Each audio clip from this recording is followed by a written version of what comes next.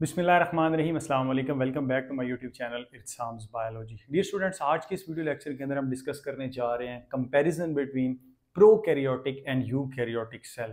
बेटा ये topic short question के पॉइंट ऑफ व्यू से बहुत इंपॉर्टेंट है, एमसीक्यूज के पॉइंट ऑफ व्यू से बहुत इंपॉर्टेंट है and as a long question ये इंपॉर्टेंट जो है वो क्वेश्चन है। और एमडी कैट में समझ लें तो इसमें से मस्ट है कि एक दो सवाल लाजमी आते हैं, ठीक है।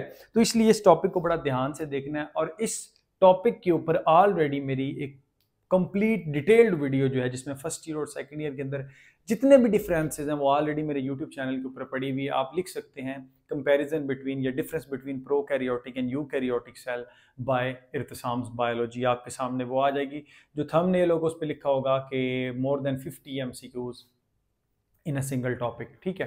तो इस तरह से आप उसको सर्च कर सकते हैं। प्यारे बच्चों, जब भी हम यूकैरियोटिक सेल को प्रोकैरियोटिक सेल से जो है उसका कंपैरिजन करते हैं, उनको हम देखते हैं कि इनमें कौन कौन सी डिफरेंसेस हैं और कौन कौन सी सिमिलैरिटीज हैं। जब हम ये देखते हैं तो एक मेन डिस्टिंक्ट जो फर्क है वो हमें देखने को मिलता है न्यूक्लियस का।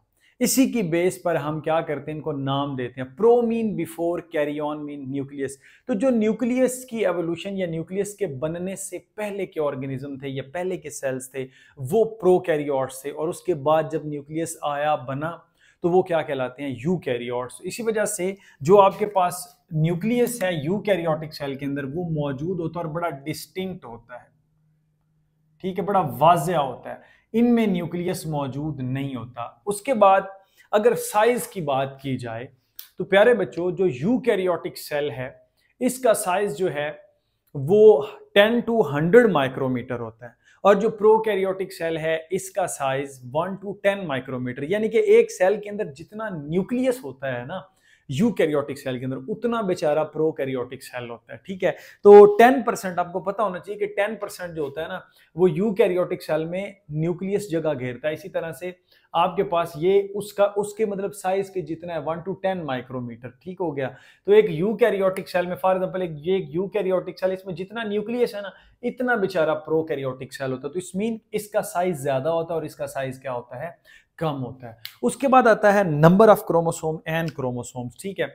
अच्छा जी, नंबर ऑफ क्रोमोसोम इसमें मतलब कि ज्यादा होते हैं, ठीक है। इसमें मल्टीपल क्रोमोसोम्स होते हैं, ठीक हो गया। जैसे ह्यूमंस के अंदर 46 क्रोमोसोम है, इसी तरह से इसके अंदर जो क्रोमोसोम होते हैं वो सिंगल होता है और वो भी प्रॉपर क्रोमोसोम नहीं होता क्योंकि उसमें हिस्टोन प्रोटीन मौजूद नहीं होती। तो ठीक है प्यारे बच्चों, ये आप कह सकते हैं कि सिंगल होता है और इसको हम क्या बोलते हैं, ये क्रोमोसोम जो है वो प्रॉपर नहीं होता। और वी कैन से ये जो क्रोमोसोम होता है इसको हम बैक्टीरियल क्रोमोसोम कह सकते हैं अगर बैक्टीरिया की बात की जाए।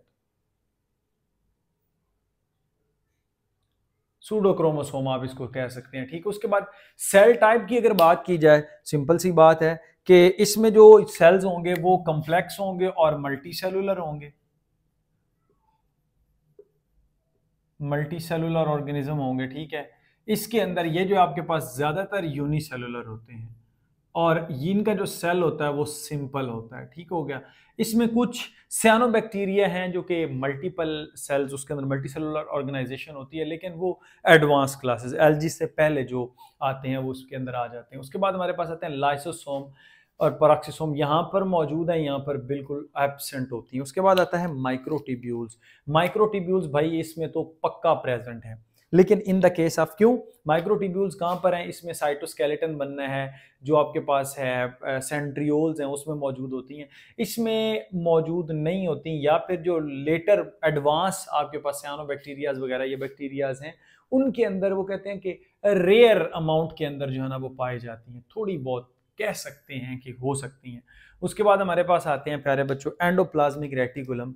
एंडोप्लाज्मिक रेटिकुलम यहाँ पर तो होंगे लेकिन यहाँ पर बिल्कुल भी नहीं होंगे। साइटोस्केलेटन यहाँ पर होगा, यहाँ पर नहीं होगा।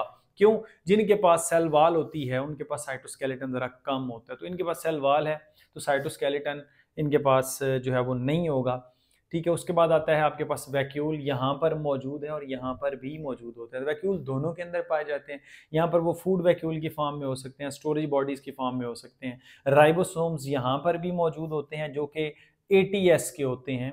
स्वेडबर्ग यूनिट है, ये मैं ऑलरेडी आपको पढ़ा चुका हूँ। यहाँ पर भी राइबोसोम है लेकिन वो 70s के होते हैं, ठीक है। उसके बाद क्लोरोप्लास्ट यहाँ पर मौजूद है लेकिन इधर मौजूद नहीं होता। इट्स मीन कि ये एक ऑर्गेनेली है, एक ऑर्गेनेली वाली जो है वो उस कैरेक्टरिस्टिक्स पाए जाते हैं और एक में ऑर्गेनेलीज नहीं है। क्लोरोफिल यहाँ पर मौजूद है, यहाँ पर भी मौजूद होता है, लेकिन ये क्लोरोफिल डिस्क्रीट फॉर्म में होता है, यानी कि सेल के अंदर स्कैटर्ड फॉर्म में होता है, ठीक है, इस तरह से। तो इसको बोलते हैं बैक्टीरियो क्लोरोफिल।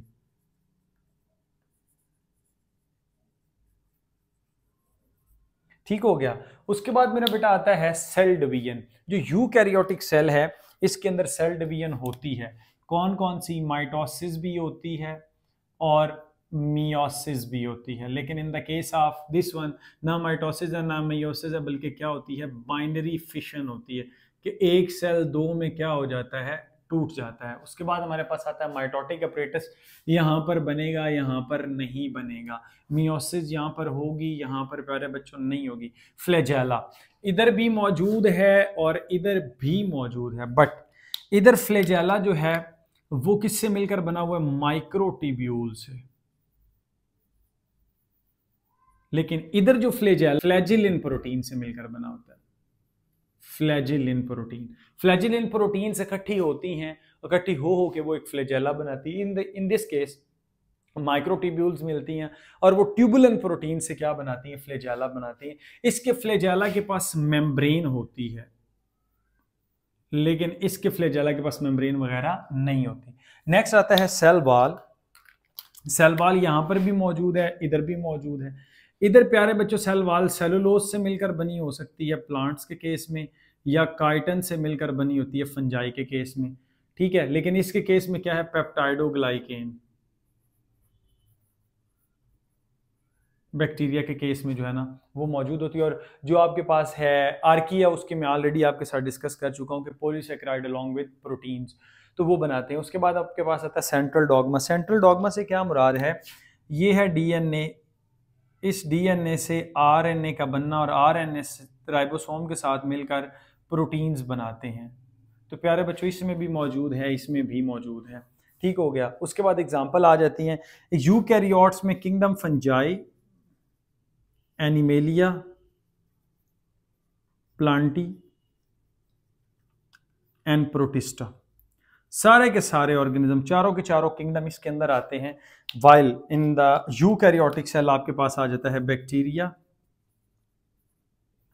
आर्किया, सियानोबैक्टीरिया, ये तमाम तर ऑर्गेनिज्म इसके अंदर आ जाते हैं। तो इससे पहले मैं इसके ऊपर ऑलरेडी एक वीडियो बना चुका हूँ, वो भी देख सकते हैं स्टूडेंट्स। और सेल सिग्नलिंग पे भी मेरी वीडियो बनी पड़ी है, और वो फेडरल के लिहाज से।